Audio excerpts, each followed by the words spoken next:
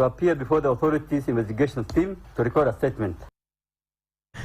Piny owacho mar kaunti ma Siaya kokalo bad migawo mar pur osingo mar keto maino e ting'o malo pur pamba e gwenge ma kono.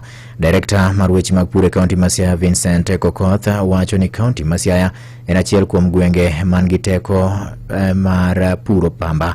Kata kama pamba nyalo donge kendo mane momiyo gidwa siro pur pamba e gweng'no kokalo e makruok ma gin godo gi piny owacho mamalo. Ne oyango bende ni gweng'no inyalo pidhe kata mana maromo heka 50,000 mar pamba, to gie sani opidh mana maromo heka 1,500 kende emopidhie pamba. Siaya en achiel kuom counties e Kenya ka ma nigi potential mar pidho pamba kendo mar miyo jopur oyud pesa maber kuom pamba. Wan gi nyalo mar puro pamba mako mana higni moko mosekalo ka wasebet ka wachopo maybe eka 1,500 ma bende pod tin. Nikech achiel kuom chandruok ma jopur osebet kodo en kaka ginyalo yudo kodhi ma pamba, kaka ginyalo yudo chemicals kod yore mamoko madwarore mondo japur opur maber. Mane chenro ma sirkal oseketo in place.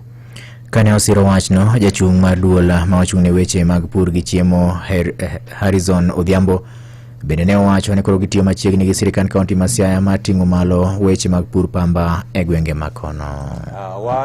Watiyo kanyachiel gi county government ma Siaya, watiyo kanyachiel gi stakeholders mamoko mondo wang'e ni pur mar pamba odhi mbele.